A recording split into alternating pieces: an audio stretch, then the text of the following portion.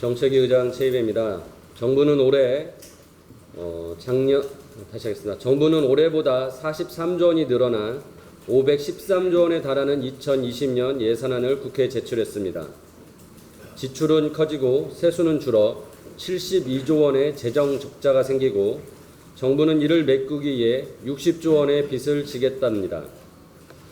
바른미래당은 적자와 빚을 줄이기 위해 문재인 대통령의 공약인 낭비성, 소비성 지출을 줄이고 불필요한 사업을 폐지하는 재정개혁 등 지출 구조 조정을 강력히 실시할 것을 촉구합니다. 이번 주부터는 제대로 된 재정개혁을 위해 세금을 낭비하고 재정을 방만하게 하는 개별 사업에 대해 구체적으로 지적하려고 합니다. 향후 국정감사, 예산심사 과정을 통해 문제 사업을 지속적으로 감시하여 국민의 혈세가 허투루 쓰이지 않도록 감시하겠습니다. 첫 번째 지적할 사업은 문화체육관광부의 범난기념관 사업에 대해서 말씀드리고자 합니다. 범난기념관 사업은 전두환 신군부 정권 당시 군인까지 동원하여 스님 1,700명을 강제 연행 구금한 사건에 대해 보상 차원에서 추진되는 사업입니다. 범난기념관을 건립을 하기 위해서 국가가 1,500여 원의 예산을 투입하여 조계사 일대의 사유지를 사들이고 기념관과 스님들의 치유시설을 짓기로 한 것입니다.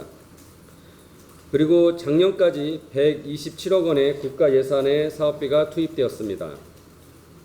그러나 조계사 일대는 서울 중심부로 인근 10층의 고층 건물 등이 있고 이를 매입하여 철거하는 등 토지 보상비가 막대하게 발생할 것으로 보여 사업 시행 초기부터 사업 추진이 실현 가능성이 떨어지다 적절하지 않다라는 논란이 있었습니다. 저는 작년 예결위의 위원으로서 이 사업의 문제점을 지적하였고 현재 정부와 조계종도 최초의 사업 계획대로 사업을 추진하는 것은 불가능하다는 것을 인정하고 올해 조계종이 보유한 부지의 기념관을 짓기로 사업 변경을 추진하기로 하였습니다.